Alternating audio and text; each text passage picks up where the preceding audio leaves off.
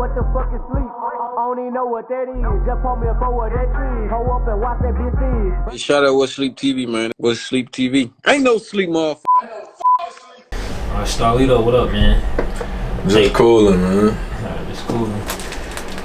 And I'm thankful to have you back, man. I appreciate you. For sure, man. I'm grateful. I'm grateful to be here in good spirits and all that. For sure. Shit. So, how was Miami? You just came back from there, back in Nashville. How was Miami though, Florida?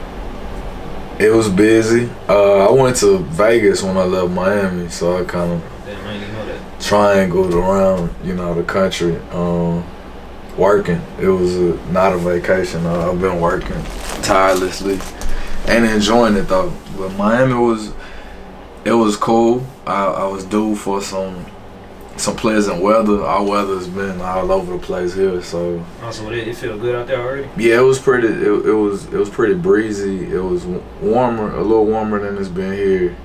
When I got back, I actually came back to some pretty good weather. Yeah, I was just gonna say, I've been riding around with the top down here, just driving. Hey, man, just you ballin', man. good. Yeah, you ballin'.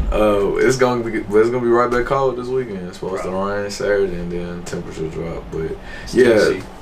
Vegas after Miami was cool. We shot some videos with the Landlord. Me and my stepbrother Don Trip got in the studio out there in Vegas. He was out here too, wasn't he? You had him out here? Yeah, he been dipping in and out of town. He been breezing through a little bit. Sure.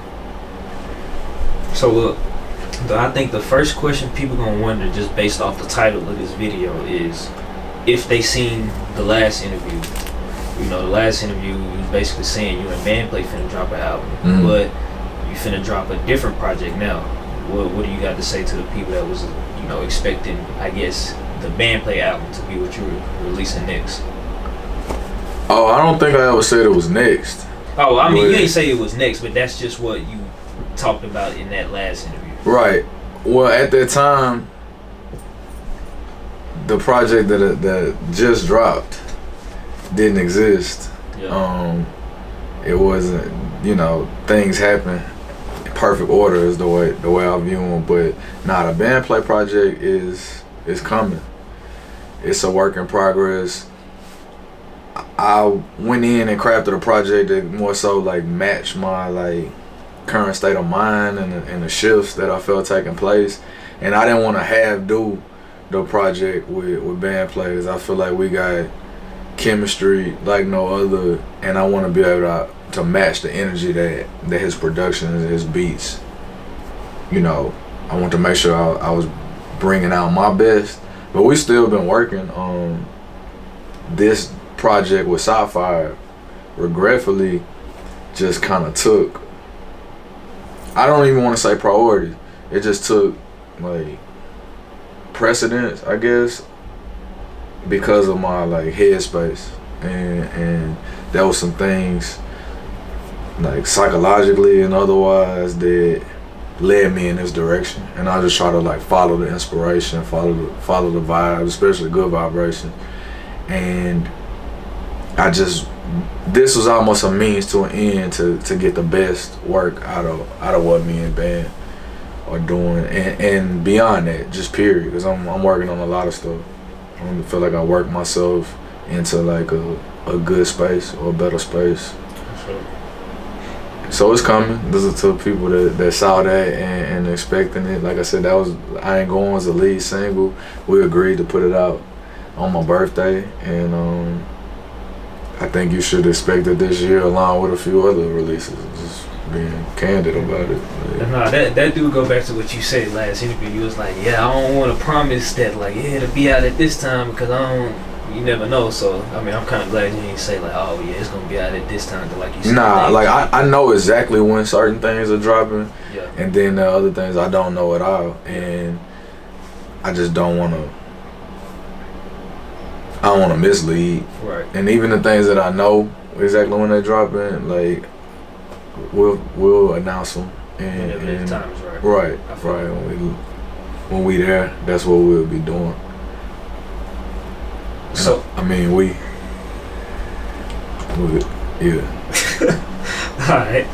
So what made you want to start dropping content or releasing content on Patreon? I was encouraged to get more interactive and to dive deeper into like the content creating space. Like I feel like I've always offered a fair amount of insight to my creative processes, and otherwise I've done documentaries with quite a few of my projects over the years, over the course of my career, and I felt like they were really well received by my core audience. And now we've got all these like mediums that like you microblog on, or you get moment to moment, day to day insight and intel and information. So whereas I've done things more comprehensively, I may have recorded or filmed while I was recording an album. It may have been over a few months, and then I break it down to 20-30 minutes or whatever, like something to accompany the project or after the project. Now it's like, well, we're able to do that in real time, but I also feel like all these algorithms and what you're competing against, because you putting your stuff out there where everything, along with the memes and the jokes and the news cycles and the, you know, whatever else, it's like clutter, it's noise. And sometimes like I look at mediums like Patreon, and there's some other things that where you can kind of filter it and make the things that are specialized. And so I'm just trying to refine like my network and make sure my content arrives with people that want it, that appreciate it, and also for the exclusivity factor, because you know what you're getting there. You're getting the content, you're getting it first, and I feel like we're conditioned as consumers to subscribe to things. I mean, how many subscriptions? I probably couldn't even count all the subscription-based services. I probably just have some pop up on my phone is that I'm probably subscribed to in one way or another. And it's like we paying Apples and Spotify's and however you get your music at large and the different mediums, and then the creatives get the smallest part or portion of that. I always advocated for the independence. I always believed in disintermediation and the direct to consumer model, and just catching up with the times of it. Like I think it just makes sense and keep me on point in terms of being viable and having things constant flow of content, creativity, and being able to share, interact. There's some cool features there. I'm just really diving into it, but like I said, this refreshed, renewed headspace, like I just want to share the gifts that I feel like I was blessed with. You had touched on, you know, how, you know, most of us, we pay these subscriptions like Apple, Spotify, Tidal, whatever. And the artist is barely getting compensated. Yeah. That's been going on for a long time, and I'm glad that you're doing what you're doing, you know, releasing exclusive content on Patreon. You know, some people they use other platforms that's similar to that, because I think even Snoop Dogg was like, man, I see my streaming numbers, and it was like this amount, and it was just like a whole thing on social media. Yeah, I remember that. Oh, you do? Yeah. The Snoop thing, but yeah, overall it's kind of like, not to mention, I came up as a mixtape artist. I came up underground, jacking for beats. Like I eventually was able to cultivate my music to more like album formatted and otherwise. Like even me breaking through was through the mixtape websites, and you know my projects might be half and half. Yeah, the live mixtapes, DatPiff, etc. And a lot of that that era kind of ran its course, and there's a lot of music, there's a lot of content that doesn't fit in the mold of, you know what I'm saying? Of like I put out a Jackin for Beats tape before, right? You can't put that on Apple, but it should be able to exist somewhere. I still like want to just be able to share it. A lot of this like making of behind the scenes. You know, as I get more into it, might be me sitting on the couch talking to a peer of mine or a colleague or somebody in a parallel industry, like want to get into the podcast, you know, just content, derivative content kind of things, like figuring out where it should go. And I think starting with the people that care to engage with it is just kind of a good trade-off. Like y'all get more of me, and in turn I'm gonna figure out how to have more to offer. But obviously, yeah, like I mean,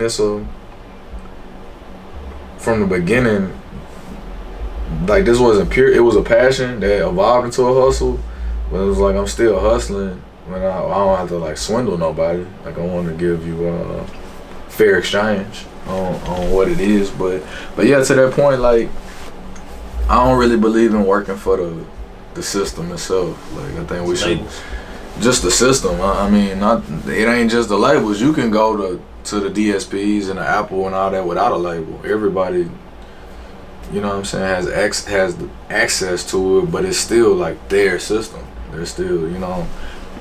And I mean, I guess you could argue whatever mediums, like there's gonna be some, until we like literally build our own everything. But I just don't think there's one way of doing or approaching things. And I'm just trying to figure out how to like build and insulate my stuff for the people that it appeals to or matters to the most. Well, was the first piece of content that you released on Patreon, was it the actual, like, you know, concert performances, or was it the 75 AM? Which one was it? I put out the live performance with Brassville and Robin Raynelle. I put out the EP there. I put the audio and a video there first. It was from a concert I did for my birthday. And I shared it there. Like, yeah, we had good footage, and I just kind of was timelining it with when I was gonna be putting other music out to kind of like create the awareness or kind of spark all of this. But also I realized that a lot of people probably would have wanted to have been at a show like that, and so sharing that there first and exclusively. But that was the first thing that I put up.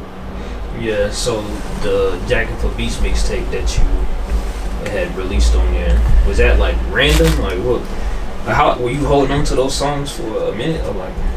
Nah, I mean, a few of them I recorded like right as it was like the day they was being released. I think I just put out a video of me rapping on Notorious B.I.G. beat.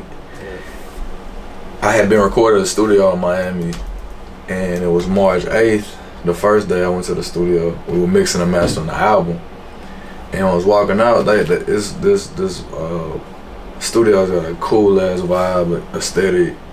Got all these like cars or whatever it is, the art things. They had cars down there? They got a bunch of things in the studio, like artwork wise, like Lamborghinis with neon lights. I think a Muhammad Ali cardboard cutout with lights. When I was leaving, the last thing in the highway was this Biggie Smalls in the Coogee sweater. It had like neon lights around it, and I noticed it. The next day I'm heading back to the studio. I'm like, man, it's March 9th. I was doing a mixtape. I was working on a mixtape, but it was just like the last song that I pieced together. I'm like, it's March 9th. It's the day that Biggie died, and I listened to Sky's the Limit on the way to the studio, and I was like, I'm gonna rap on this. So it was just some free form work in progress stuff, because I actually finished the album first, but it's just keeping me sharp. You know, a lot of times the Jackin for Beats, the mixtape stuff is the equivalent to me of like going to the gym, getting some shots up, or going and almost playing pickup, and then versus the album being more refined. I mean, there were a lot of musicians, really crafting, like some craftsmanship type of time. The same can be said for the mixtape, because it's like so much like nuance to it. Or it's just, I just like to try to give people a little peek inside of like my brain, if you will. But it was it kind of happened. I put it together somewhat in a short amount of time. Just wanted to, like I said, just on the energy wise, just perpetual motion, like a snowball effect. Yeah, in the last interview you said that you wanted to make sure that your talent ain't wasted and you like in more of a headspace to, you know, do this more. Yeah. I think I'm starting to see that like even more as a fan now. You know, I'm glad to like see you in this space because remember there was a point in time where like you didn't release music for years. Yeah. Cy Fyre though, he's one of the main producers on this project, Regretfully. Yeah, he produced every track. Every song. Yeah, he has a few co-producers, but primarily like he produced the album.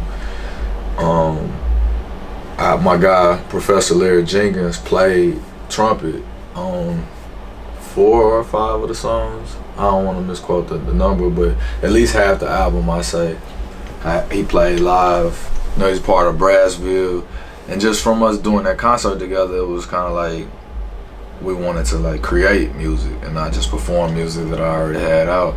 So part of it with this was like making stuff. It's very much in a pocket through Cy Fyre's production. It's in a very defined pocket of like soulful vibes, and it's something nostalgic or vintage about it. Like, but I wanted to put that live, the living, breathing musicianship in the fall with it too. But Cy, he started sending me beats around that time when I was working on that show, and I was like, man, when I get done with these rehearsals and focusing on the show, I'm gonna dive into them beats you send me.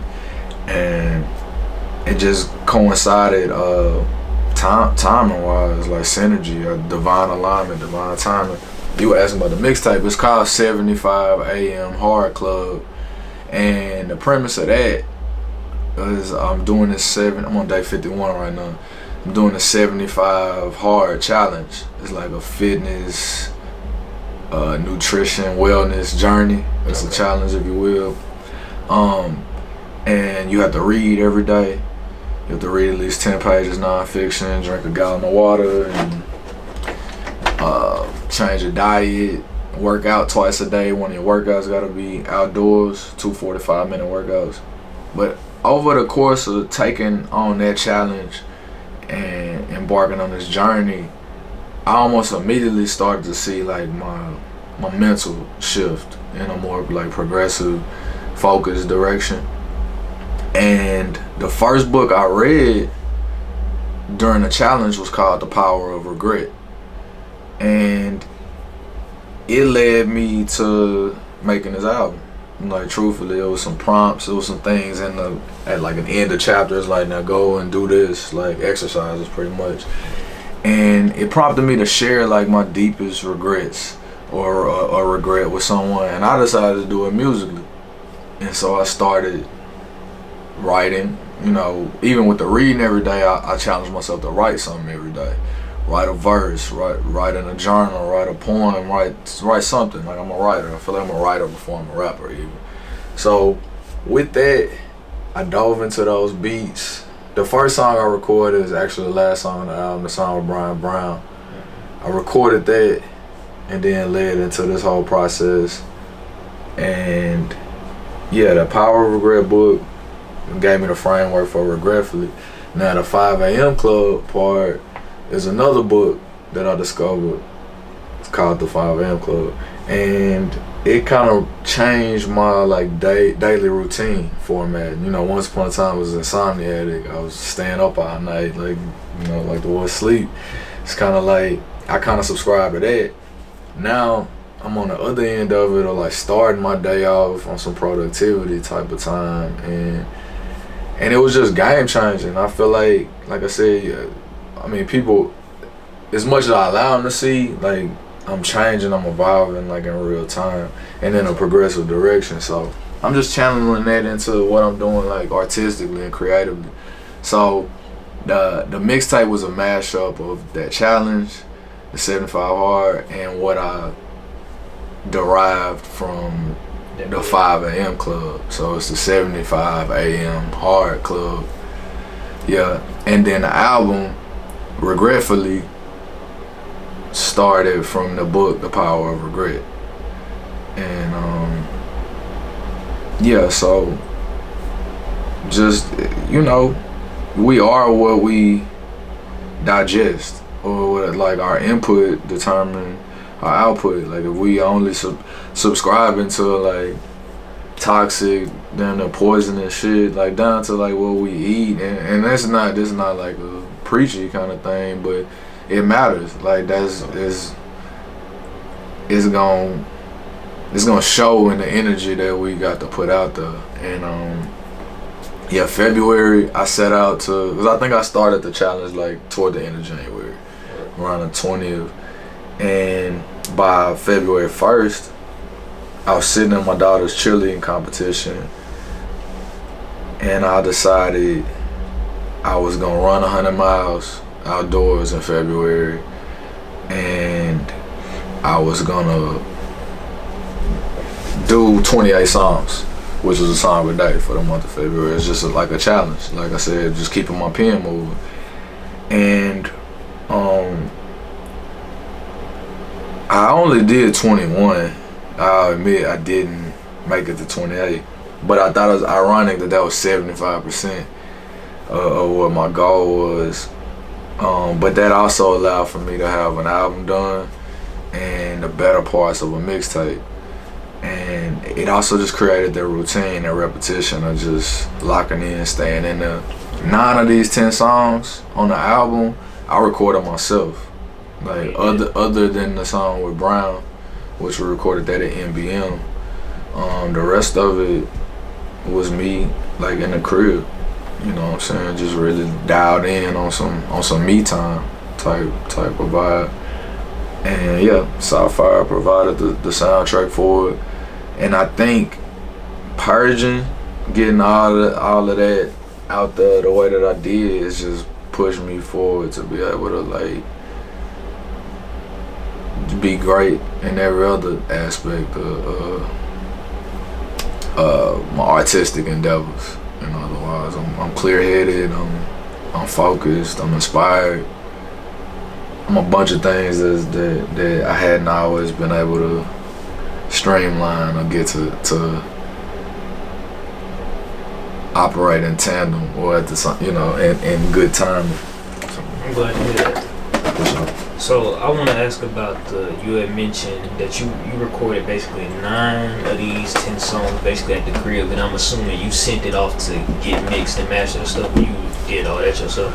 Nah, yeah, I sent it off, but that was what I was doing in Miami. Okay. Was mixing and mastering. Oh, that's all right. Okay. Like I said, I sat in with Professor Larry Jenkins, and we went through and made notes of where we wanted to, like, add some of the live stuff. There's a saxophone player that also added some accompaniments on a couple of the songs. And then I went to Miami. My mixing engineer, one of my closest partners, I call him the MVP of what I do, my guy Zips. He's based down there, so I flew to him, locked in the studio with him, and also flew Cy Fyre, the producer, and he's from the Bahamas, he's from Nassau. And we all met in Florida and just locked in until it was done. Like, yeah, until we was able to pick it all apart, mix it back up, put all our brain trust in on it, and lock in. But yeah, that's typically my process. I fly my mixing engineer to here or wherever I am, or I go to him, get in the same room, and make it happen. So I want to ask about recording at home, because that's crazy that you say that, because I don't know, it's crazy timing. I had just posted a clip, a clip that just went up of an artist that, like, I worked with. He's from Knoxville. He actually a real big fan of you too. You'd probably be happy that I brought this up, but he was encouraging more artists to get a home studio set up, because, you know, when you book a studio session, you know, whatever thoughts is in your head at whatever time, you might have to wait maybe days even to even get that studio session, versus, you know, being at home and being able to just get those thoughts out right then and there. So I mean, with that being said though, like, would you encourage, you know, more artists to just get more of a home setup, even if they don't know how to mix and master, to at least just record themselves to a certain extent? I saw that clip too, but I don't know if I can't say I would encourage or discourage either side. Like, to each his own. I feel like whatever works for you. I do agree with the part about access and having to wait versus having access when you're inspired. I do think that's somewhat makes a difference. Man, I've heard things that people recorded on their phone exclusively. Like, I see you talk about that in the interview before. Yeah, it's like, so I don't feel like there's no excuses. Like, we're getting max value, max output from people from the most minimal setups, and I think unless they showed you or told you, a lot of times you wouldn't necessarily know. Like, I do think there's value to professional grade setups and studio and working with people that know what they're doing. Yeah. I think that's vital. Like, but I do believe like it helps me tremendously as an artist to be able to like get out of bed and go make some music or work, and I'm not on the clock. You know, having open-ended access to create. But I also like put in the hours of figuring out how to do it to be proficient at it. But the information's at all our fingertips, so I don't want to like advocate for or against, because you know sometimes going to the studio like it's necessary. So like I did large parts of imposter syndrome outside of the house. I needed to get out of the house. I needed to feel like a rapper. I needed to physically go to the studio to get in that mode, and also to collaborate.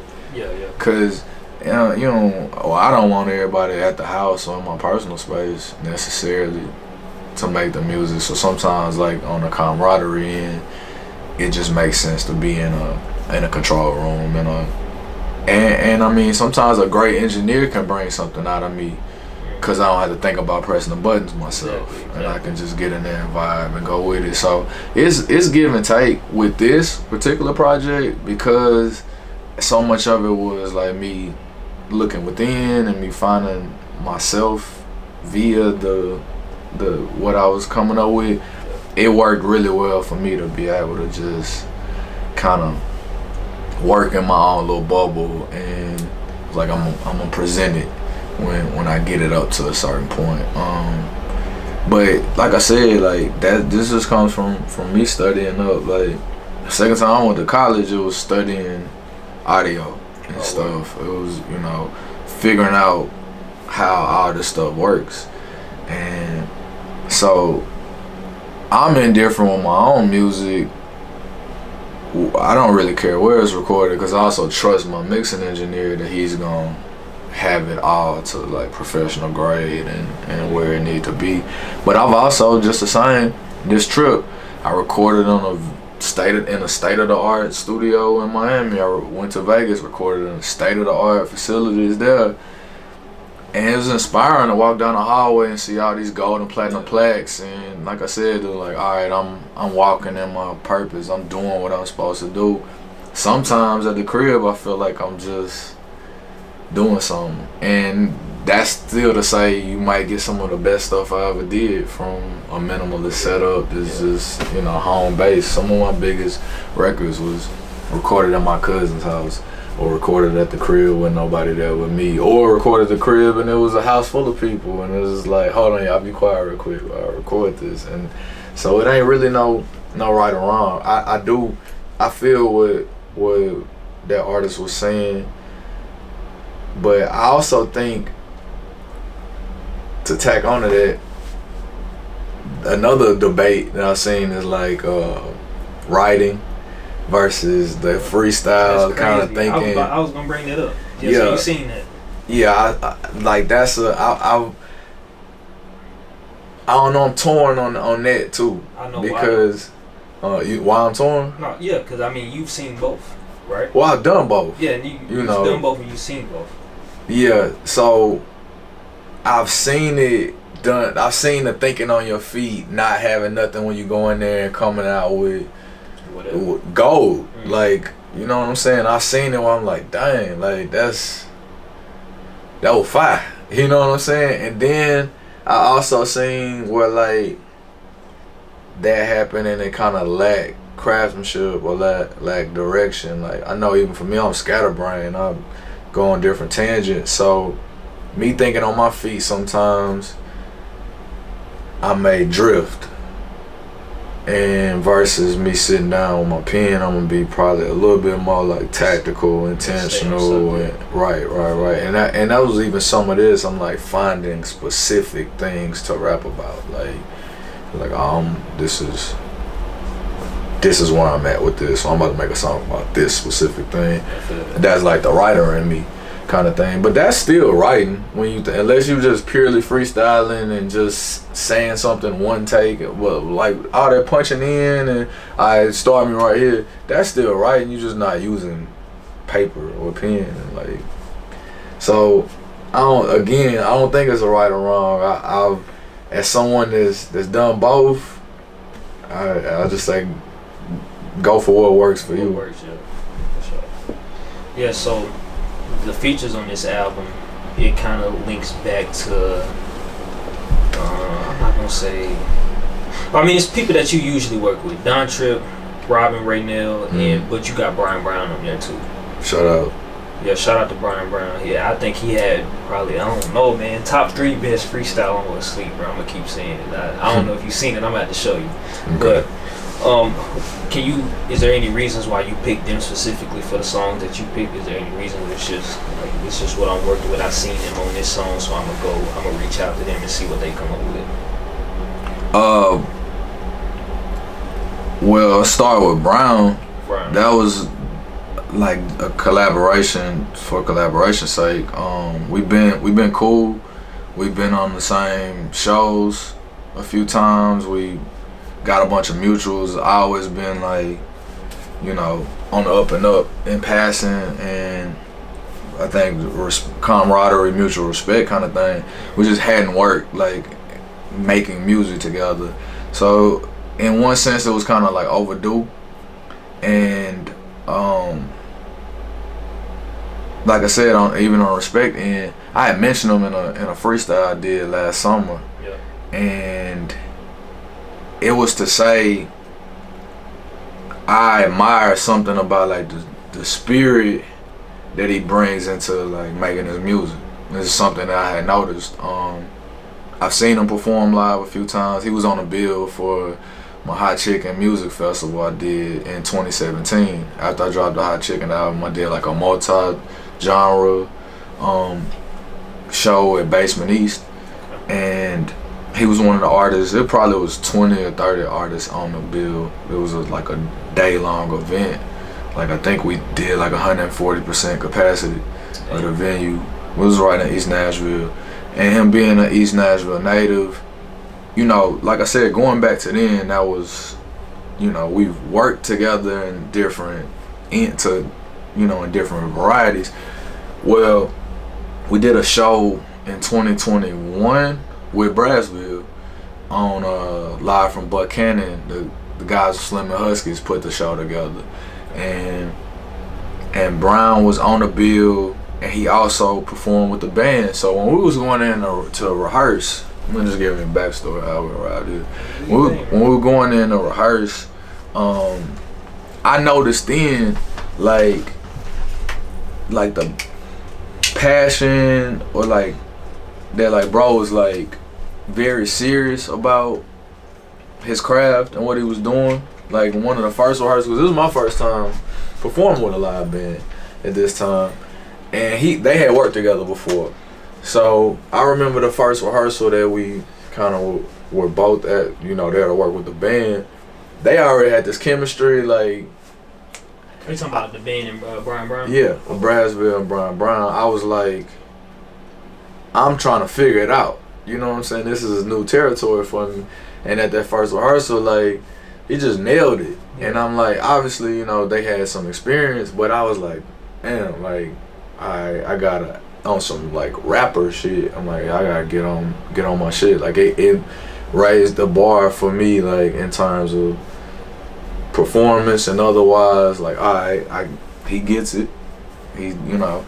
And seeing them perform past then, or just overall, like I said, this is like almost a spirit thing. Like, just like bright spirited, enthusiastic, confident. And I'm like, these are some like things that I thought were cool or admirable, you know, as far as in the scope of on some like rap shit even. And so when I mentioned them in that freestyle, I'm like, truthfully, I want to rhyme like Brian ... It was as much, I mean, one, it was a callback to like Jay-Z saying, truthfully, I want to rhyme like common sense. I did 5 million, I ain't been rhyming like common sense. It's like, I want to rap like Brian or whoever else. It's like, just more focus on distribution. And that's to say, like, the hustling my music has taken priority or precedence at times over just like the pure like love, craftsmanship, passion of it. And like I noticed the people that have that, and he's definitely one. And he's one of them, you know what I'm saying? And not to mention, like I said, a fellow East Nashville native. That freestyle was called 615 Out East. So, you know, a callback to people from over there. Even acknowledging like Quanie Cash as being on my Mount Rushmore, Nashville rap, I guess was what was implied there. Another East Nashville native. In large part, it was, you know, it started there, and that was just a further like a reminder, like, damn, we haven't worked together, we should work. You know what I'm saying? If I could give acknowledgement to what you do and how you go about doing it, I think it makes sense to share whatever light I may have, and, you know, if it's paying it forward, if you will, or whatever. But it just made even that much more sense. I think the mention made sense to him or resonated like accordingly, and like I said, we had never, you know, had only been cool. So due time, again, when I finished with the project the show with Brassville, that was kind of full circle, because that wasn't us meeting, but it reminded me of, you know what I'm saying, we had done that other show with them. After I finished that show, I just reached back out like, hey, let's when you free, like, let's get in the studio. And we got in there and put that together, like, in tandem. And yeah, just what it was, kind of meeting in the middle, a mashup of our styles, our ears for beats. That's the track we selected, and even the titling, like, From East Nashville with Love. Cause I think that's the premise, and it can get mistaken or misconstrued, but like, shit, by and large, I come in peace, or, you know, it be love even when it's taken otherwise, or taken however it's taken, and, you know, even when it ain't reciprocated. So that was that. I felt like it was a good closing line after I built out the rest of the album. It was a good conclusion, because it's almost how you assign a letter, like sincerely yours, or, you know, with love or whatever. And yeah, shout out to Brown. The other features, Robin Raynelle has traditionally, or quite a few times over, featured on the title track of my projects. She was featured on Post Traumatic Stress title track, she was featured on Mental Warfare title track, she was featured on Introversion, she was featured on did I say funerals and court dates? No, yeah, but that was funerals and court dates. As far as title tracks, I think that's probably it. Yeah. But I mean, that's a few. Lot more, though. Yeah, she's on tons of my albums. So working with her and featuring her was kind of a second nature thing. You know, we're childhood friends. I've known Robin since I was at least 8 years old, if not younger. Our grandmothers were very close friends. Her younger brother was like one of my good friends growing up, and rivals in youth sports and stuff. Even that's why I say at least 8, because we started playing football against each other at 8. Last game I ever played, we actually lost this team. But anyway, shout out to Ryan. That's my people. Yeah. And Trip is kind of self-explanatory. And well, with Trip, I guess I was like I said, robbing with the title track just was us going in and writing a record together, just like If from Imposter Syndrome. I'm now like the beauty of the collaboration is like I said, even with Brown's meeting in the middle. I don't want to put you on a Starlito song. I want it to be an us song. Like let's see what we come up with together. Or what's meeting in the middle sound will look like. And so for Robin and I to really like get in there and like we're like doing more like songwriting, because traditionally it has been like, oh, I got this song I think you would sound good on, or I need a singer on this song. Like now we're going in with the producers, with the production and building. With Trip, he's on the Womanizer, and I had the idea for a song before I had the beat, before I really like had the full on like concept or subject matter. Just wanted soul search, take a deeper dive, like I said, look within. So I knew I was gonna make a song called The Womanizer and just kind of talk about myself, like bring my flaws more to surface level, calling myself out on whatever. As I began writing, or I was writing that verse at large, I used like 5 or 6 television show references from like black TV, and you know, most of them are dated. I think I mentioned Insecure was like the most recent, and as I said, is my favorite show. But most of what I referenced, it was layered. It was black love on TV, black family aesthetic, black success, like things that don't get put out there in the forefront in terms of how we're portrayed, you know, from our culture. I mentioned Living Single. Those were professionals. These are working class people. It's pretty much the same show that Friends ended up making, and it's arguable whether or not they stole the concept from a Living Single. But yeah, you had professionals, different world. They were college students. You know what I'm saying? Like My Wife and Kids, Fresh Prince of Bel-Air, Family Matters. Like these are black families that weren't poverty stricken and otherwise. And it was like I was selected those different show references and still telling my story or my plight or the saga of what my love life or lack thereof has looked like up to this point, or at least one part of it, an episode, if you will. And when I wrote that verse and arrived at the end of like just a poor womanizer, like one, the production sounded like a TV show theme song, like Family Matters or Step by Step or Full House. Like it just put me in the mind of it. Like when I heard the track, like that's what I heard. Yeah, like that. Yeah. So that's what led me to write about TV shows. Okay.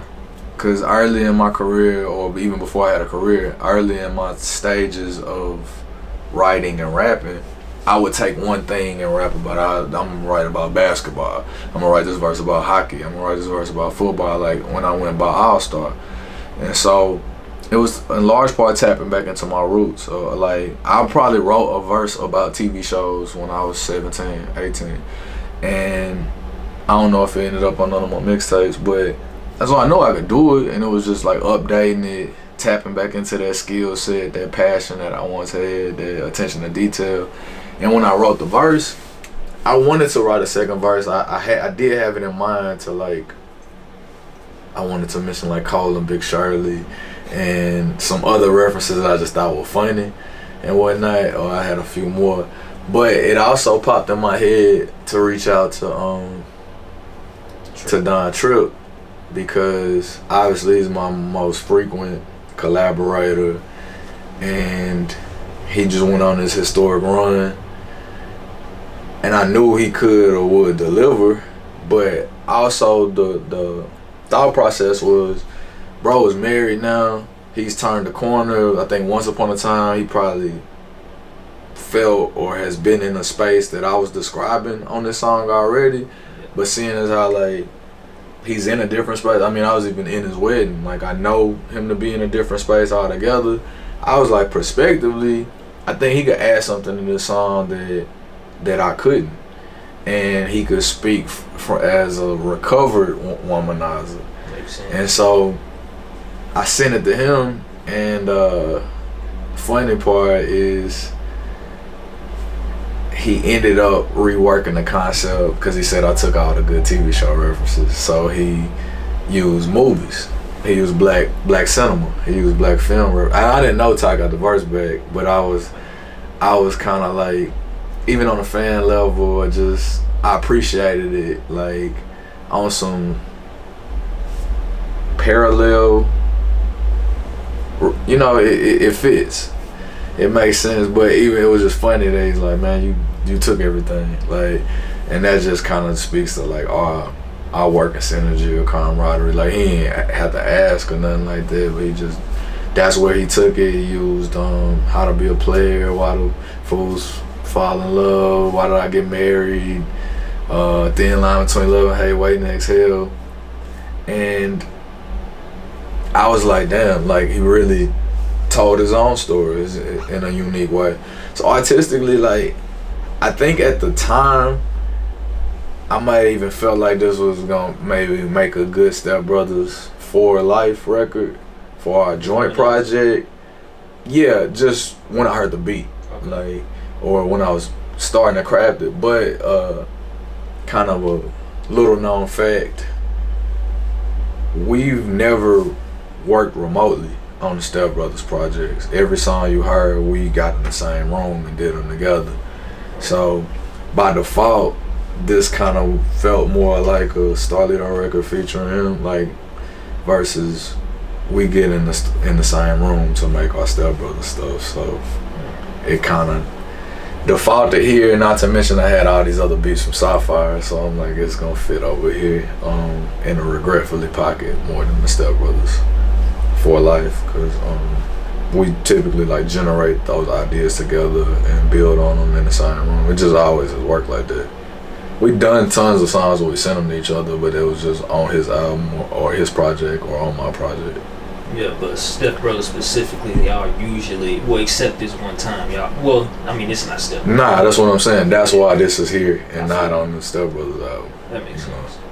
Concept-wise, it was strong enough to have been a Stepbrothers song, but, you know, it fits with this. Yeah. So there's a few lines that you said in a few songs that I kind of want you to, you know, just elaborate on a little bit. Yeah, right. It ain't no crazy.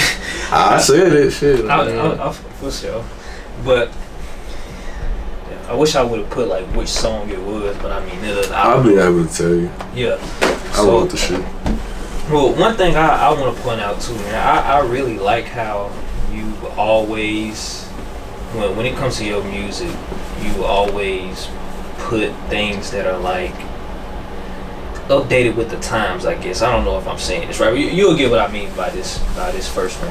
I kind of don't even want to say this word. It's a time capsule piece is what I try to do. What is it? You can say it. I mean, no, but because of YouTube. Like, well, just edit. I mean, just me. Yeah, I'm gonna edit it out. So you said if you out here with a button or a switch, that shouldn't nothing make you snitch. And I think that's important for a lot of people to hear, because, you know, we got what they consider, you know, YNs. They are just running around, walking around with those, and I'm glad that somebody that, you know, that has your maturity level. And I didn't know you, 10, 15 years ago to say like you was like this or you was in this mental space. But, you know, you talked about how you've grown a lot, you know, in your music and interviews and et cetera, et cetera. Talk about what made you want to throw that in there specifically. Yeah, the song was I Cry Sometimes, and I think, yeah, the line, if you out here thugging with a button or a switch, then should not make you snitch. Yeah. The game's fixed, I think is what I said after that. Yeah. Man, I just believe that you sign up for certain things, you gotta accept what comes with it. And maybe that's a maturity evolution thing, but I think I kind of always felt like that. Maybe I'm more seasoned or more in a position to like for that as my like opinion on my output to be valued in certain spaces. But like you said, the YNs, like, they don't give a damn about no elders or nobody's like advice or otherwise. I just think on some like moral code shit, like right is right and wrong is wrong. Like, I understand it. Like, I understand the headspace of I'm thugging.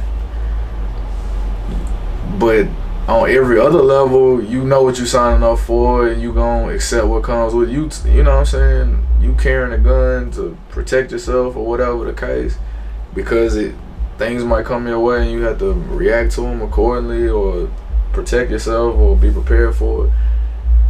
All that's come with the territory.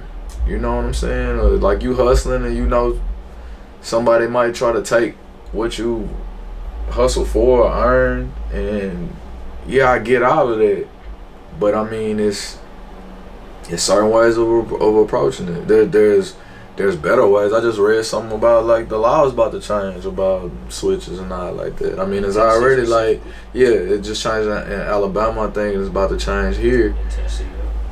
Man, you just gotta like be aware of it, like.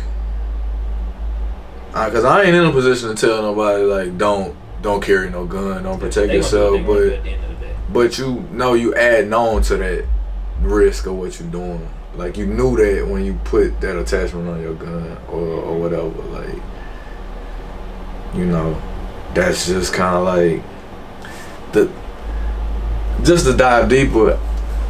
A lot of that shit be feeling like trendy, like.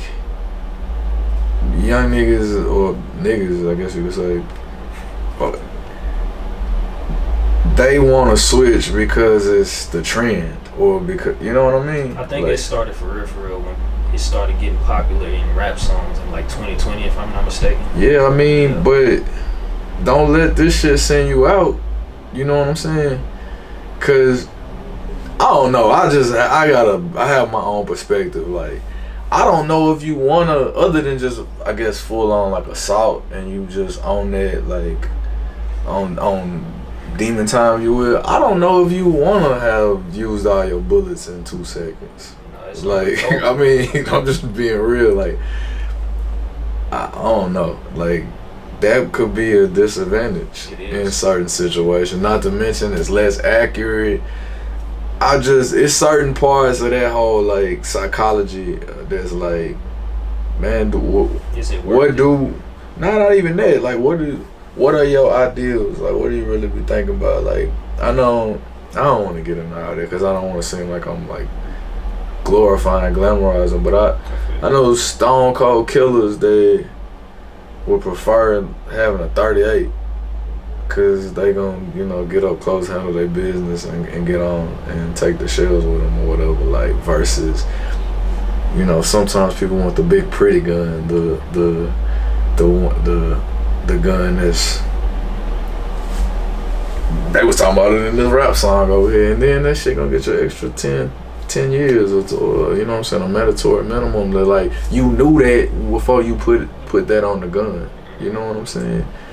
But it's like, I don't know, I guess maybe it's resourceful, but I'm also, like you said, to the point, I'm not in a space to like, well, I don't even want to have to get into that headspace of feeling like I need to go out of my way to do something to somebody, to need feel like I need a fully automatic weapon type of time. Like, is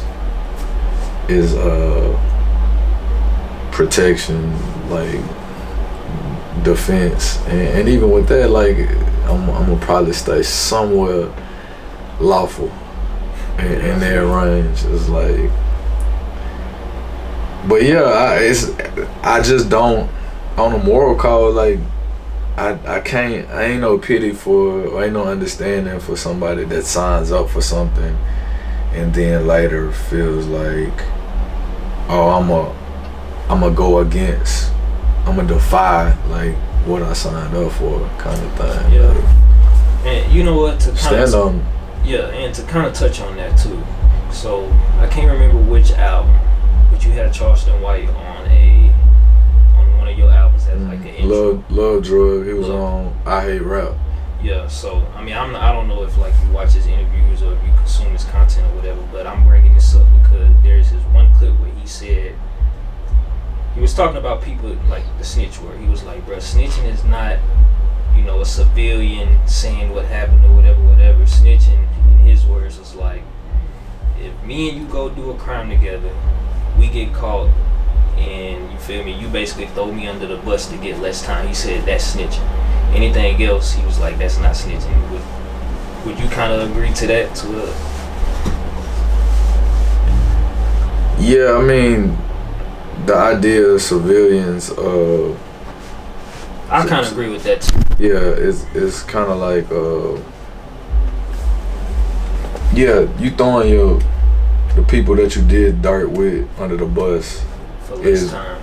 Yeah, that is where it kind of get tricky, and that's where it's kind of like frowned upon.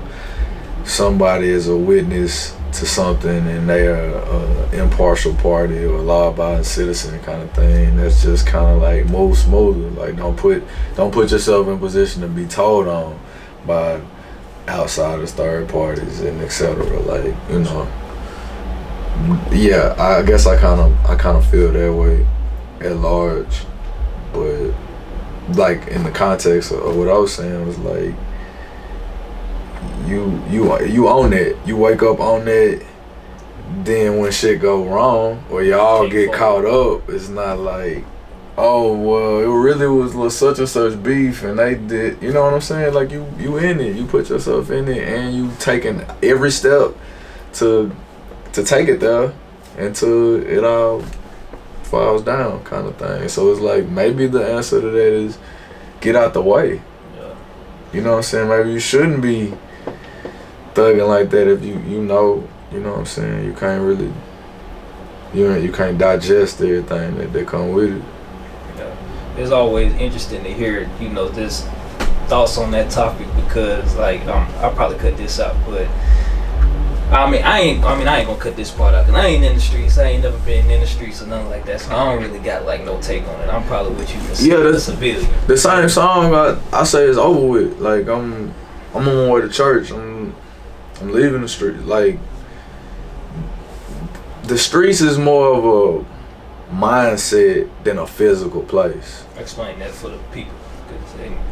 Like to me, and so when I say I'm leaving the streets, I'm saying I'm leaving a mindset of like being on street shit. Like that ain't my reality. Like I'm on dad time. I'm on businessman time. I'm on creative time. Like, and don't get me wrong, like I've been influenced by that street mentality so deeply and for so long. And then there's certain elements of it that become you, that become inevitable, and you can't really.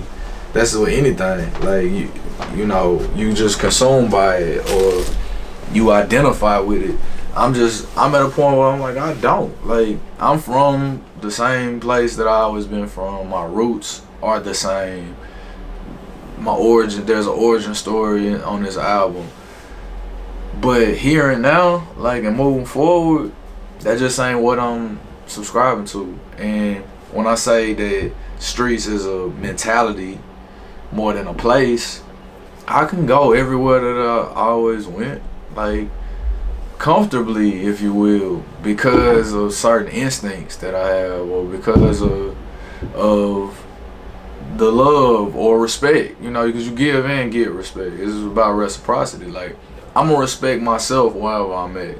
I'm gonna respect where I'm at, and I'm gonna have a certain awareness of it. But like I ain't gotta prop myself up or stick out my chest, or I for sure don't have nothing to prove. And a lot of times, like the streets, that mentality that have you like proving yourself or feeling like you got something to prove to somebody because your rep is so important, or your name or whatever. It's like can't let nobody play with that or play with you on that on certain levels, or you know what I mean. And it's like so the same way you said, like you ain't, hey, that ain't my lane, like it ain't mine either. I just understand it so well, or I'm not so far removed from it, but it's just kind of like I can say that, like I still got peers, I got loved ones, I got people I work with, people I really, really rock with that's still in that space or still in that lane, and it's just kind of like, alright, I'm gonna get with you. You know what I'm saying? When you on that type of time, one, understand that I'm not, and you know what I'm saying, so don't put me in no position where I have to react accordingly or overreact, or don't, you know what I'm saying? I'm gonna try my best to keep myself out of a touchy situation. Like, if I don't know what you got going on, you ain't got to worry about me telling on you. You know what I'm saying? I'm over here doing what I'm supposed to, and vice versa. I ain't finna put you in no position where you have to tell on me. Right. You know, and that's just kind of what that's how I view that. Like, you playing something or somebody so close to where you vulnerable to them and they vulnerable to you. I mean, you should know that that's what's going on, and either that should be airtight enough and understood, or you need to move around. Somebody need to move around. You know, it's been, you know, experiences, heartache, and everything that like kind of conditioned me to that and had me looking at it like that. But yeah, I have evolved enough to like, I ain't even claiming it. Like I'm a dad. Yeah, first and always, but more so like, shit, I got just a more of a progressive mindset than that. Like a lot of times, like we limit ourselves. We lower our own ceilings by putting ourselves in certain boxes or categories, and it don't even matter that much. Like, cause street don't mean, having a street mentality don't mean you tough. You know, and I think some things get correlated that don't have nothing to do with nothing. Cause the same thing, to the same point, the same person that'll act out in a moment of whatever, I call it temporary insanity, to do something to somebody, are not always willing to accept the consequences of those actions. So it's kind of like, and then you got people that like have no desire to bother nobody, but if they have to, they will, and they gonna stand on it and accept whatever come with it. Or I think being smart is actually tough. You know what I'm saying? Being disciplined is tougher than the, you know, rough, brash, rough around the edges kind of aesthetic. Like I don't judge a book by its cover. I don't, like, you can't project, not like your aura it ain't gonna do it. Like you gotta really like be that. Like, who are you? What are you beneath what you wearing on surface level? Like what you projecting. Yeah. In Lieutenant Dan, there's this one line you said. I preach this all the time, bro, because, you know, I'm a blogger, and, you know, I came from making beats. Like, I kind of always been in this social media space. I think that's why I feel like I'm good at it. Mm-hmm. But you said you can't put the music out and think it's going to promote itself. I said you can't just put the music out. You can't just put the music out and think it's going to promote itself. Why did you feel the need to throw that in there? Elaborate on that if you don't mind. Well, at that point, that's one of the first lines of the record. It's very early in the song. It might be the first, second bar. So I don't mean to overstep. I know you don't want no one's help. You can't just put the music out and think it's gonna promote itself. And this happens a lot in my music, and people wouldn't know because of my style and otherwise. A lot of times I'm talking to myself. Really? Yeah. And I mentioned like the soul searching piece, and so I wasn't just talking to myself. Okay. But I needed to hear that too. And much like we're doing this, or we've talked about it like candidly, but I'm focused on content creation. I'm focused on leveling up. You know, a big part one time in my career that was pivotal and took me to another level was just activity, was focus on like marketing efforts and otherwise. And like I said, the hustler in me, like, you gotta plan your work your plan. You have to give yourself the tools to build. Yeah.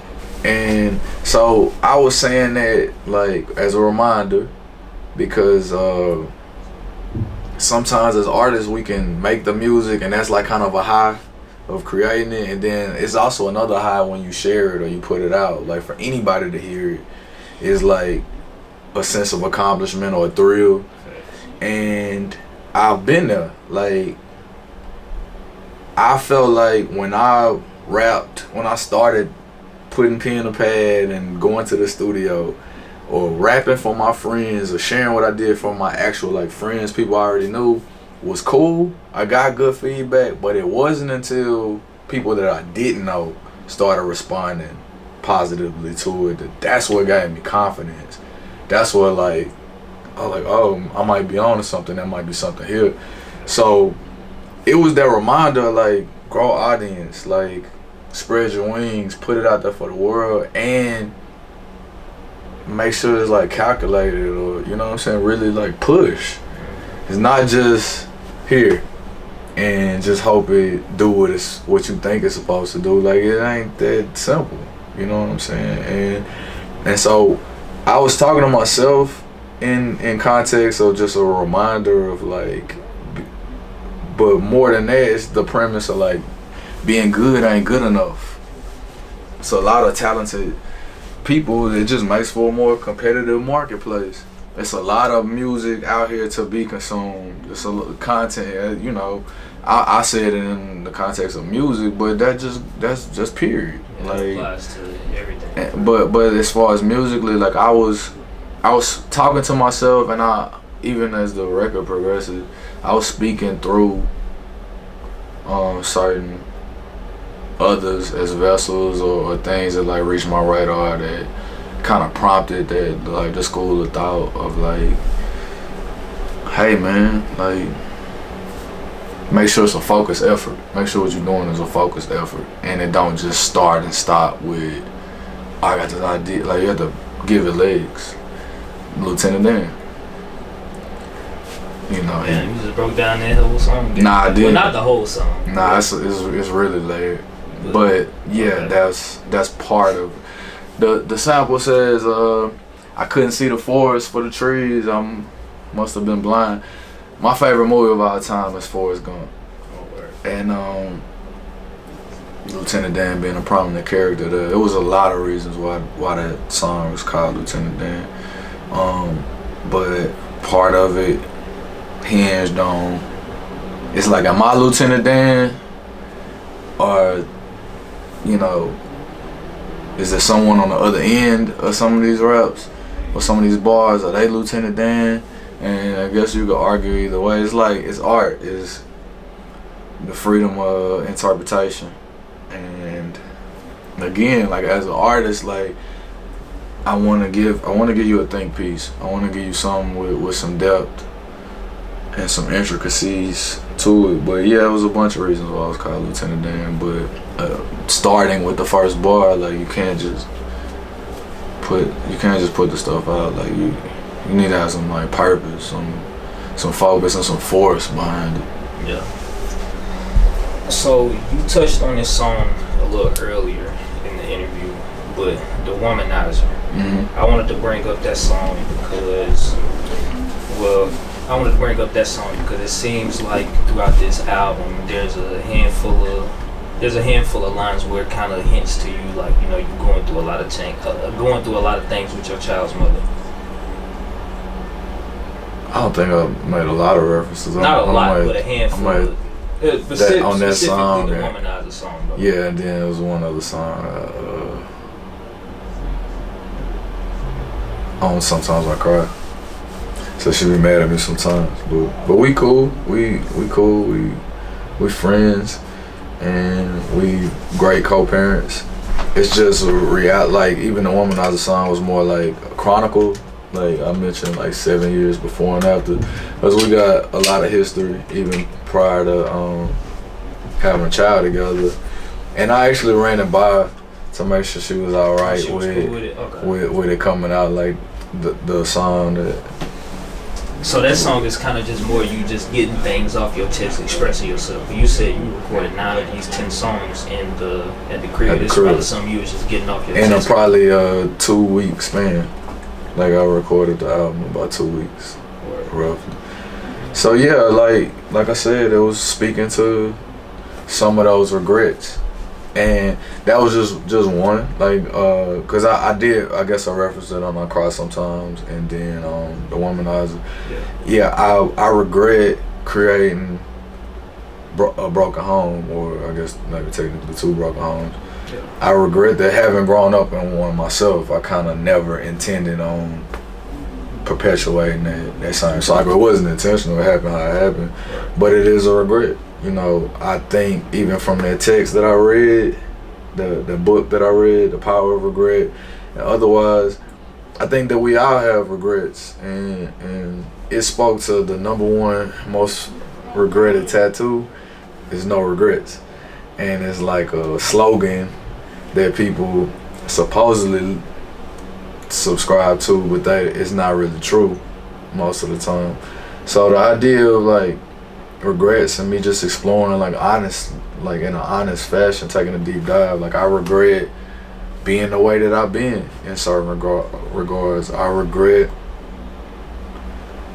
some of my lifestyle choices, like sipping syrup. There's a record on here, Sober Minded, where I talk about that. I regret certain fallout, certain relationships, not even interpersonal, like man or woman. I regret certain professional relationships not going how, like I wish that they had went differently or more favorable for all parties. It was like more prosperous. I regret even fucking with some people. You know what I'm saying? I regret like overextending myself because it made me look or feel crazy. And you know what I'm saying, later on down the line, but regardless, like all that, like we here now kind of thing. But to like acknowledge, explore it, even the intro, my kid took over my writing session and I ended up getting a chorus out of it, and I think it says what's important, and that's why I started the album. Now, like, yeah, I'm blessed. You know what I'm saying? Like, regrets and all, the sums of my accounts and experiences allowed me to arrive at this point of like feeling like supremely blessed and fortunate and favored and grateful to be right here. This is just what happened and how it happened along the way, and I ain't living in denial of it. To say that I'm full of regrets or regretfully is also like to say I have had so much to learn from to get to this point.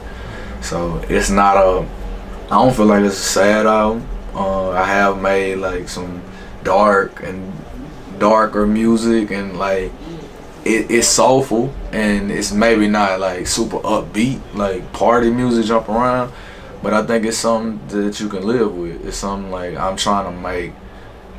I'm assuming or hoping or that my audience is growing with me, and so I can't make the same thing over and over. I'm not in the same space. I'm not the same person, and yeah. So just touching on them, some touchy things, some touchy topics.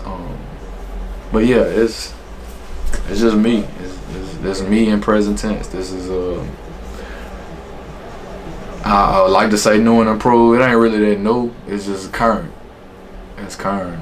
Yeah. So another song that's real deep, and I don't know if you touched on this subject I don't know if you touched on that subject as in depth if you have on this song with Sober Minded. Yeah.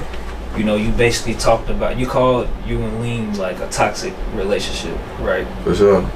You even said that you almost OD'd at your condo. I guess you had too much at one point. Mm-hmm. I'm glad that, we had that one clip where you basically talked about how, why, or, that you're completely done with it and you don't have no temptations to go back. Mm-hmm. And that clip that we had is going to kind of show that like you really meant what you said, because you know you expressing, you know, how it was affecting you. I mean, it's almost a 2-minute song if I'm not mistaken. So I mean, you talked about that, you know, in depth in a lot of ways. But can you talk about the the writing process of that song right there, Sober Minded?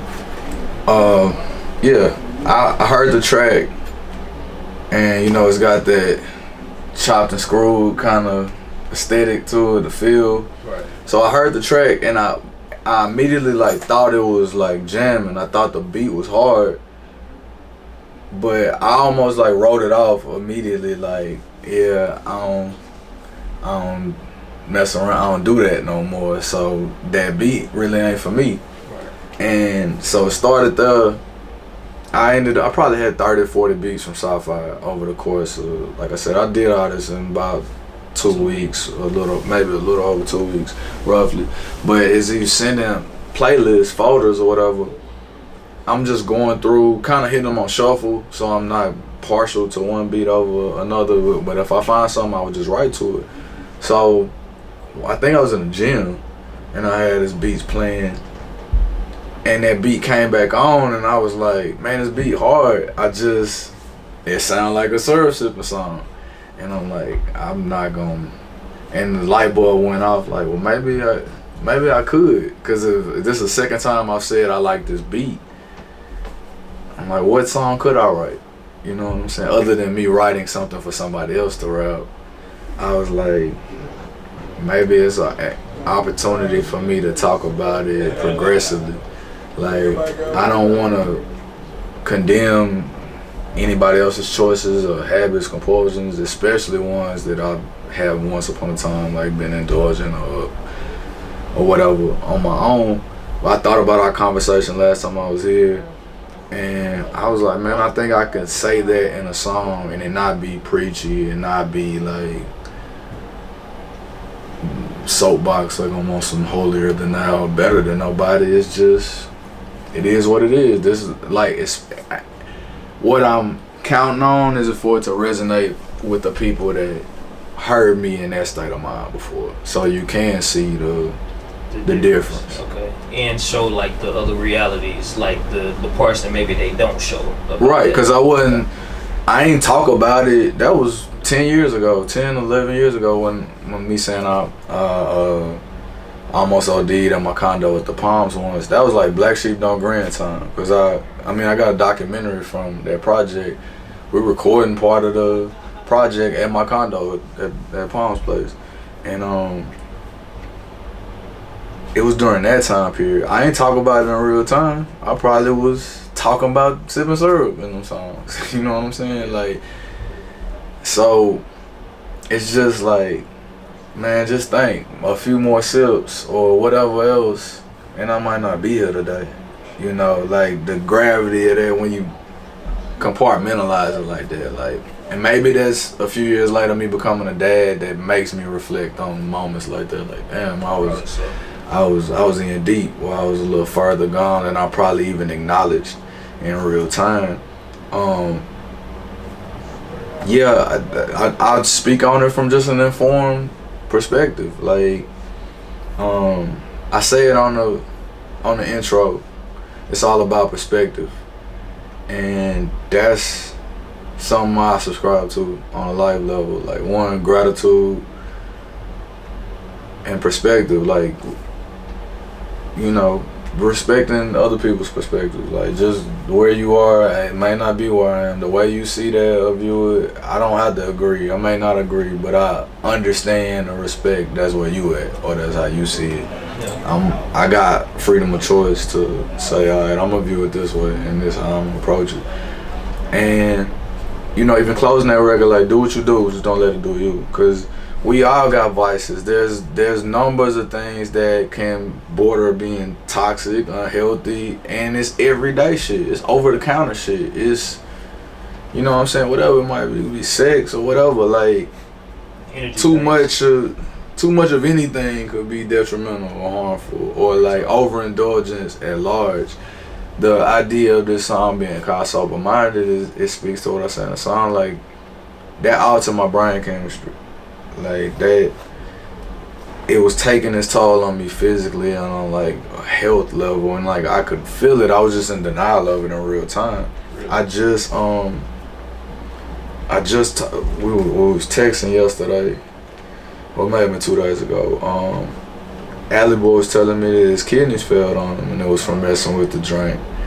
And I'm like I said, I know how far gone I was with it. Like, you gotta accept your blessings in whatever form they come in, and sometimes it could be wisdom, information. You know what I'm saying? And the acceptance of it is changing your mind. It's changing your course and your path and otherwise. And like, yeah, I just wanted to share that. You know what I'm saying? It's like Mental Warfare was a similar song to me of like and ironically, like I was talking about having migraines and shit and going to the doctor and them saying I'm depressed and prescribing me antidepressants and shit like that, and I'm like, I ain't gonna take. I read the side effects, decided I wasn't gonna take them. Like at that time, even when I'm putting in the raps, was me like reformatting like some lifestyle things or some what. Like I gotta make better choices for myself. But eventually, I turned the corner and got back to drinking syrup and shit then.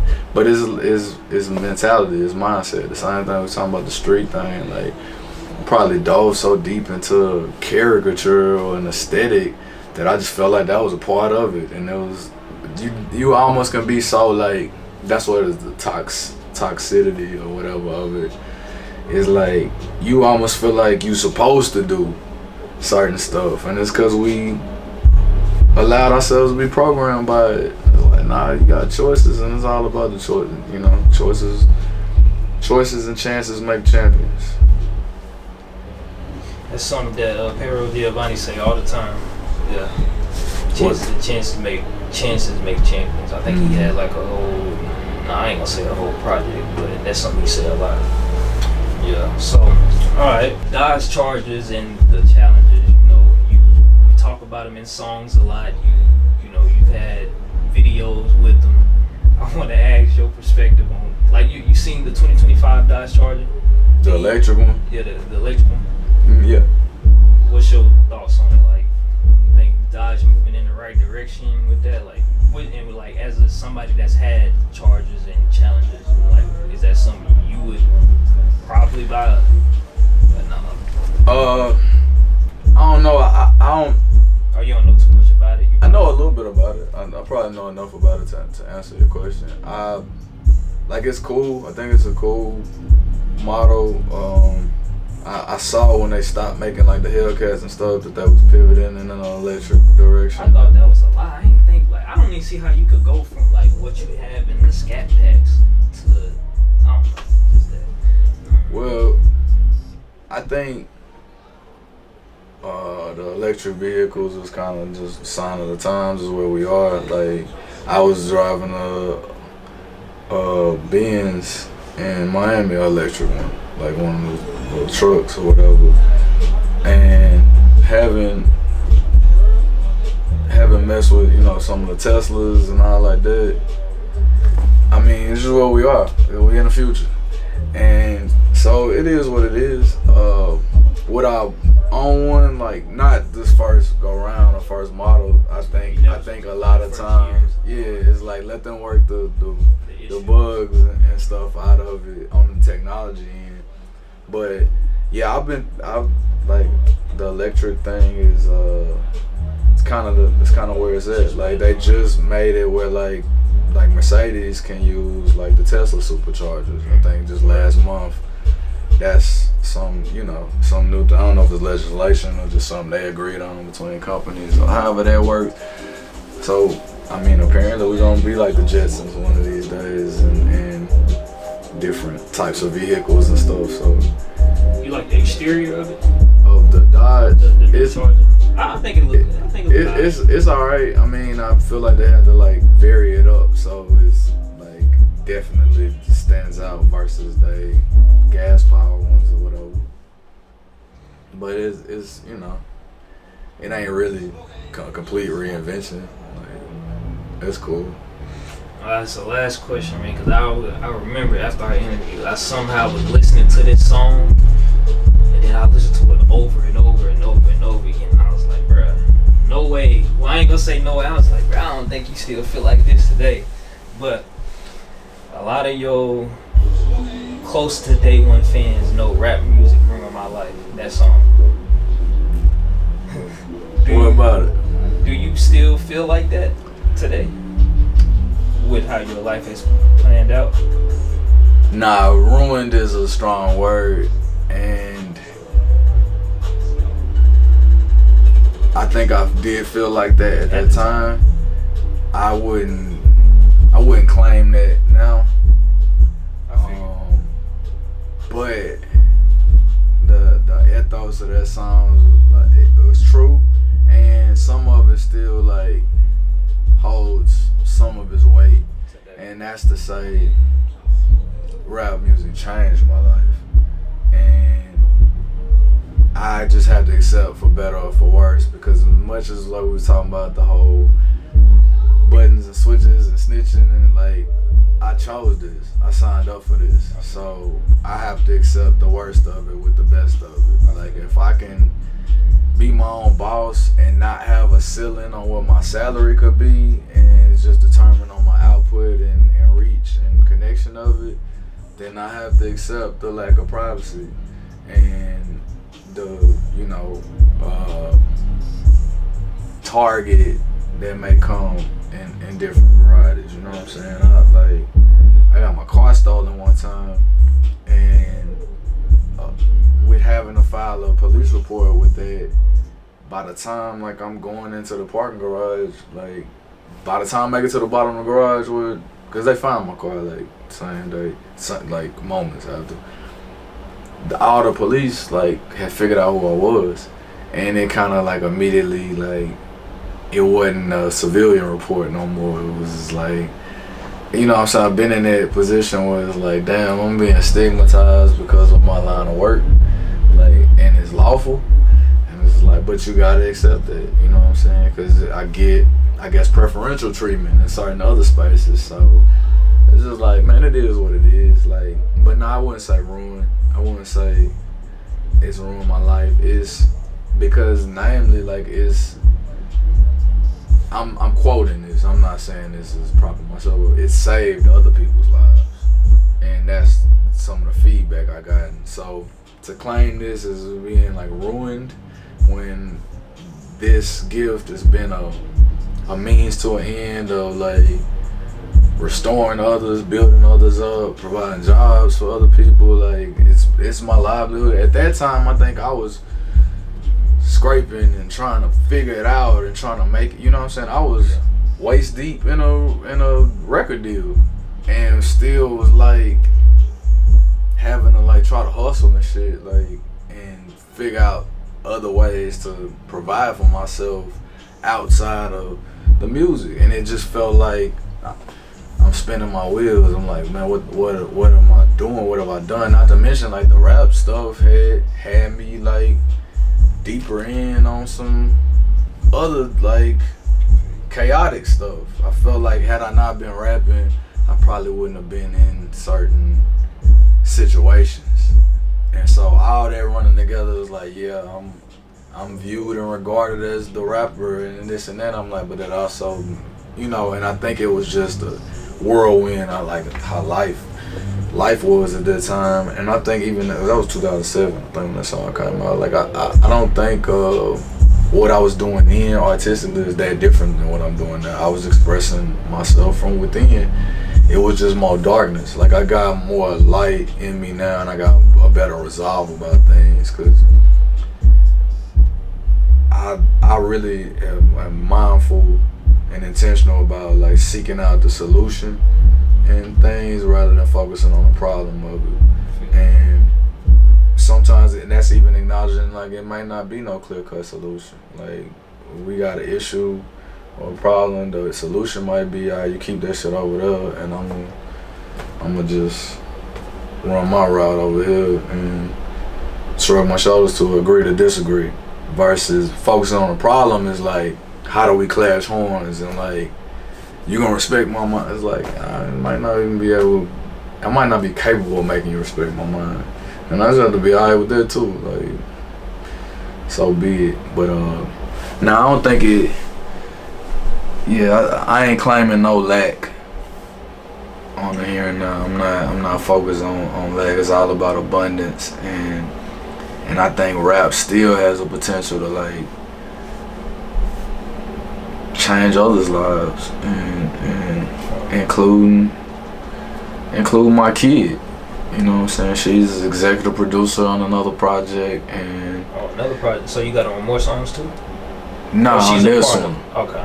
She was executive producer of Imposter Syndrome, and with this one, she's featured on both projects. You know, maybe at some point she has some mailbox money coming in from this thing that I just dreamt of doing once upon a time. So it's nah, I don't feel like that no more. It's short answer. Hey, have you ever been asked that about this song in an interview? Not that I can remember. I don't think so. I bet. Yeah. Okay, for sure. Well, I'm just claiming that I'm probably the only person that got that subject. So, the song "Streetball" and the jersey you got on, does that have any correspondence at all? Yeah, it's a Jamont Gordon jersey from like 2004. So somewhere around that time. It's Nashville native. From my estimation, he's like the best player I saw play like high school basketball. I can't argue with different like generational arguments, or like I may not have been in my era, or you know, for comparison's sake, but just in giving props where it's due. I mentioned them in that song, cause that song Streetball was chronicling like 2002 through 2004, which is like I said, what Streetball was a prominent thing like as far as in our culture, and also I went by the name All Star earlier in my career. In my debut album, when I signed January 05. I actually like signed the deal. So I was giving you the backstory from where I got my name, and I got all this stuff from, and the legwork and what went into me arriving at that point of like, I've arrived in terms of I'm a legit rapper, I guess, in the sense of. And I mentioned like my homeboy Penny, Coach Brian Collins at Tennessee State. Yeah, shout out to him. And I mentioned Jamont. I was like, in the beginning of the song, so me and Penny jumped in the car with somebody. That happened like right after we graduated. We both graduated in 2002. Right. And then later, as I'm timelining, the song is a journey. I'm talking about things I was doing in the streets and things that was going on in the world around me, which was street stuff. Cause it starts with basketball. The first line is, I didn't want to be the rapper, I was into making beats. We all had hoop dreams, but ain't too many make the league. This was my reality. When I was in high school, I wanted to make beats. I wanted to be the Manny Fresh of the clique. People around me were rapping, and I wanted to be the person producing. That was one of my aspirations. I started going to the studio with them. I'd write to the beats that I made, or I was kind of slick rapping or writing. Like I said, I view myself as a writer. I would let them hear what I wrote to the beats that I made, and they would almost always be like, man, you need to get on there with us. And that turned into people liking my verses. And then I started hearing other people's beats, and I'm like, man, my beats sorry as hell.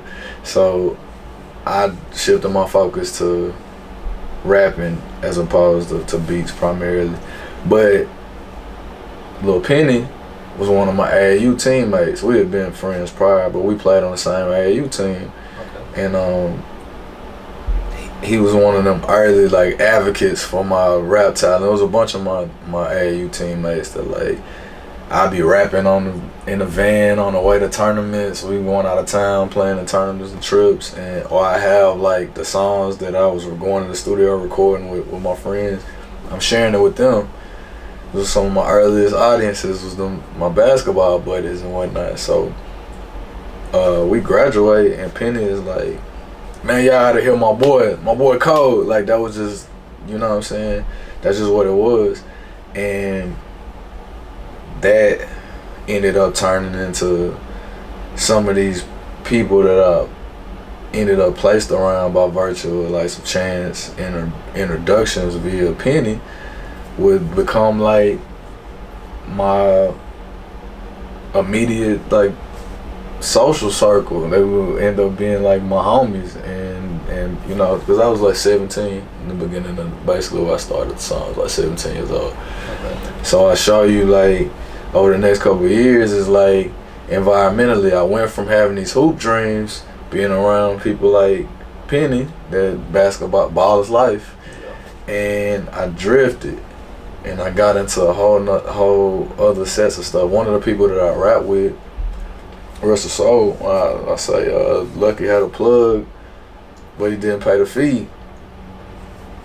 He ran off with a bunch of weed, and it was like even then, like you know, street stuff starts to intensify. And I'm like, the people that I'm running with, the circles that I'm running with,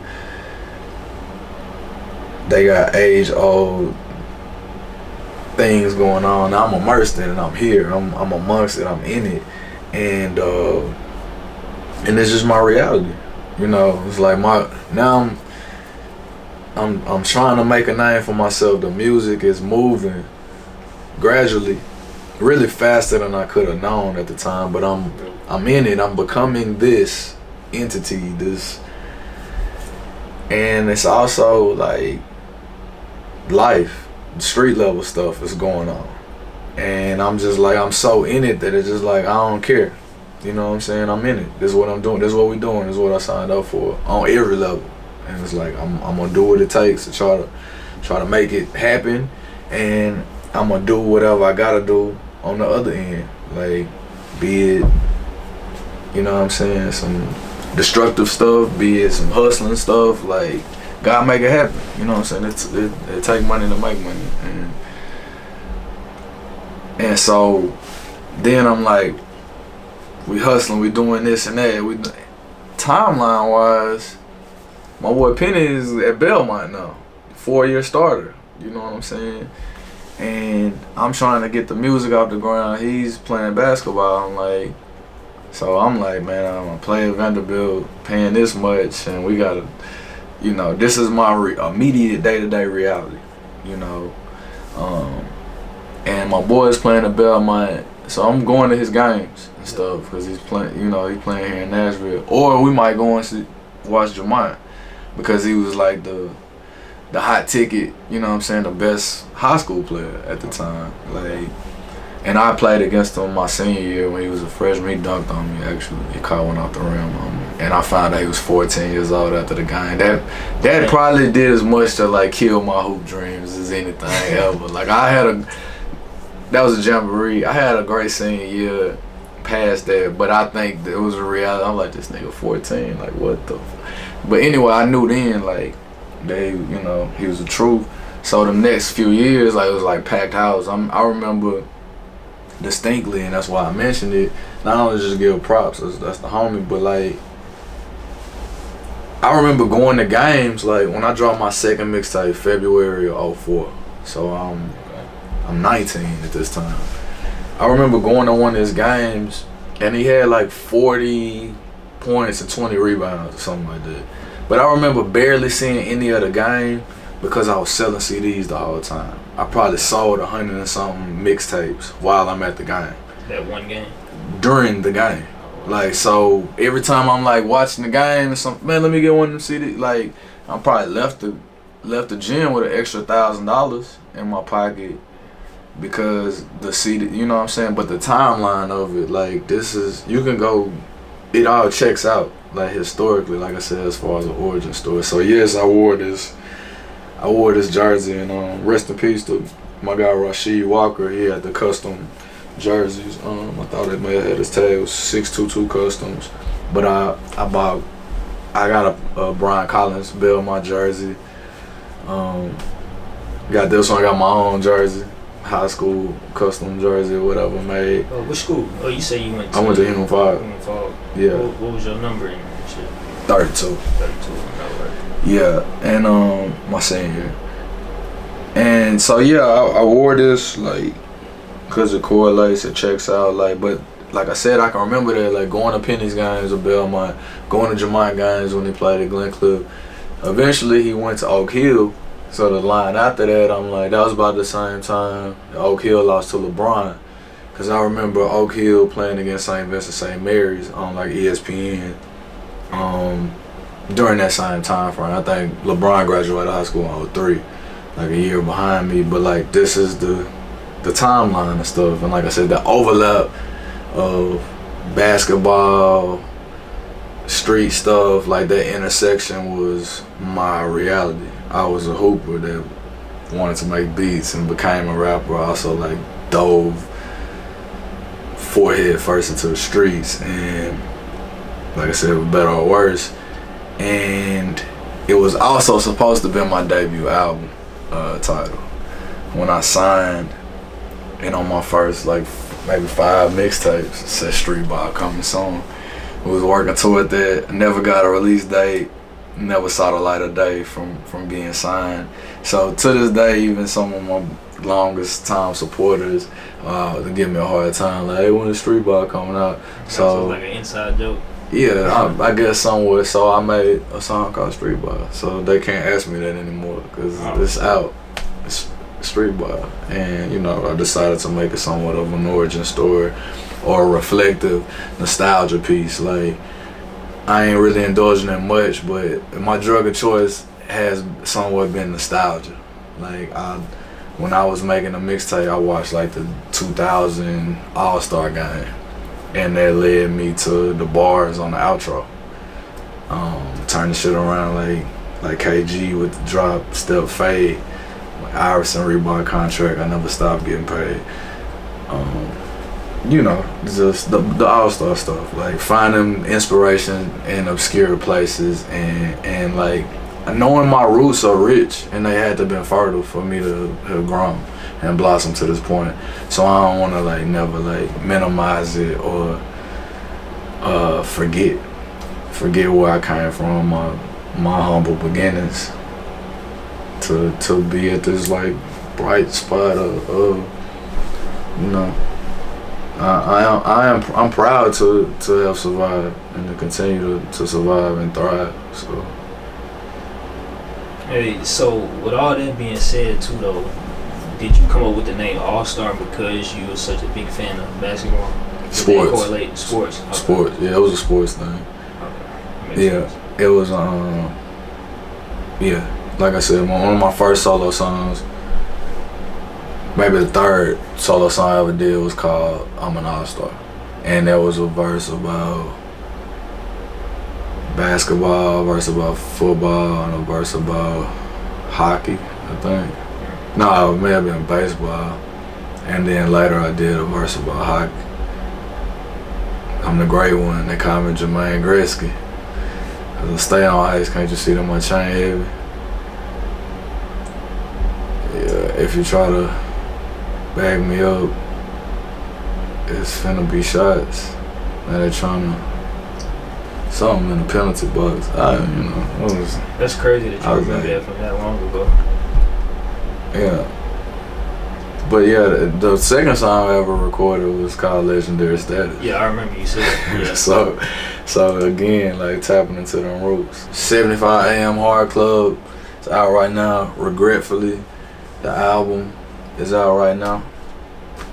Stepbrothers for Life, right around the corner. Yeah, I said that out loud, so there's that. Alright, for sure, man. You know, Starlito, we always appreciate you. You know, I've been a fan for about 15 years, and that's crazy considering I ain't even fucking 30 yet. That shit wild. So, you know, we always appreciate your time. Appreciate the content, everything. You know, just appreciate what you do. You know, for Nashville. I mean, I appreciate you being great because you inspired a generation. You know, I mean, I know for a fact you inspired a generation behind you, my generation. So, yeah, appreciate you, and I can't wait. You know, for everybody to see the album. So, I mean, to hear the album. So. For sure, bro. Appreciate you too. Appreciate y'all. Namaste.